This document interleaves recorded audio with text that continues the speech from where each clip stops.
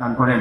রব্বুল আলামিন আল্লাহ ইসলাম অনুযায়ী, কোরআন সুন্নাহ অনুযায়ী আমাদের জীবন পরিচালিত করার তৌফিক দান করেন।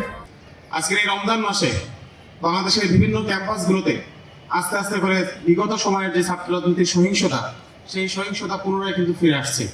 আপনারা খেয়াল করে দেখবেন, জগন্নাথ বিশ্ববিদ্যালয়ে সাংবাদিক সমিতির নির্বাচন নিয়ে, সাংবাদিক সমিতির দখল নিয়ে সেই ক্যাম্পাসের প্রচলিত ক্ষমতাসীন কিছু সংগঠন তাদের নিজের মধ্যে অলরেডি মারামারি শুরু করে দিয়েছে। বাংলাদেশের বিভিন্ন ক্যাম্পাসে দেখবেন অলরেডি মারামারি শুরু হয়ে গেছে। এক পক্ষ আর এক পক্ষকে বলছে তারা আক্রমণ করেছে, তারা বলছে তারা আক্রমণ করেছে।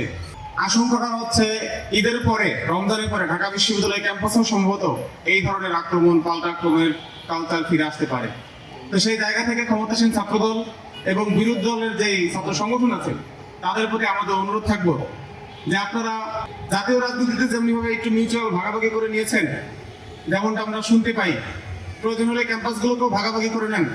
তবুও প্লিজ ক্যাম্পাসের মধ্যে কোনো এই ধরনের মারামারি হানাহানির কোনো কালচার আপনারা পুনরায় ফিরে আনেন না।